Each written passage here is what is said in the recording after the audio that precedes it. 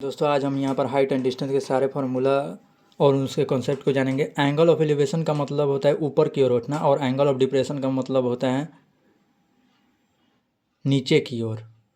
Angle of elevation का ये अपना मतलब फिगर हो गया, देख सकते हैं आप। यहाँ पर ये ऊपर ऐसे कोई व्यक्ति है और यहाँ से उस दृष्टि रेखा लाइन ऑफ साइट है, यहाँ से थीटा एंगल है और ये हॉरिजेंटल लाइन है, क्षैतिज रेखा है। यहाँ पर एंगल ऑफ एलिवेशन का ये ऐसे होता है। अल्टरनेट इंटीरियर एंगल, ये थीटा है तो ये भी थीटा होता है अल्टरनेट इंटीरियर एंगल से, ऐसे हो गया। एंगल ऑफ डिप्रेशन पे अगर जाएंगे, अवनमन कोण कहते हैं, एंगल ऑफ एलिवेशन को उन्नयन कोण कहते हैं। तो यहाँ पर देखिएगा ये हॉरिजेंटल लाइन हो गया, ये लाइन ऑफ साइट हो गया। क्योंकि अवनमन है तो वो नीचे की ओर देख रहा है बॉल को, और यहाँ पर ऊपर की ओर देखा जा रहा था क्योंकि उन्नयन था। लाइन ऑफ साइट दृष्टि रेखा ऊपर की ओर थे और यहाँ पर जो है नीचे की ओर कोई वस्तु को देखा जा रहा है।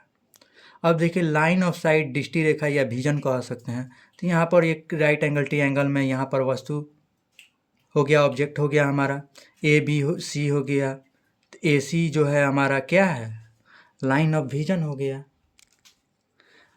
यहाँ पर एंगल ऑफ एलिवेशन उन्नयन कोण को और विस्तार से समझेंगे तो यहाँ पर देखिए ये एंगल ऑफ एलिवेशन हो गया और एंगल बी ए सी बराबर या इक्वल टू थीटा हो गया।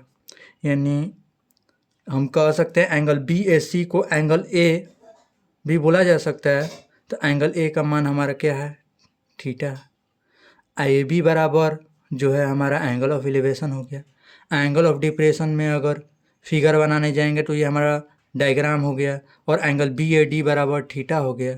और यहाँ पर बी ए डी, और हम जानते हैं कि एंगल बी ए डी को एंगल ए कह सकते हैं क्योंकि बीच वाला पे ही थीटा है, ठीक है, एंगल का।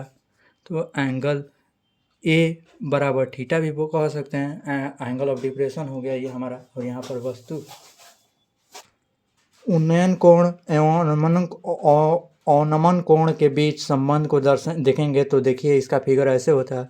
और एंगल अल्फा उन्नयन कोण है हमारा, यानी एंगल ऑफ एलिवेशन है।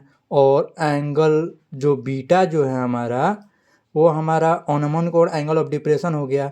और हम जानते हैं यहाँ पर कि angle alpha equal to angle beta हो गया अल्टरनेट इंटीरियर एंगल से।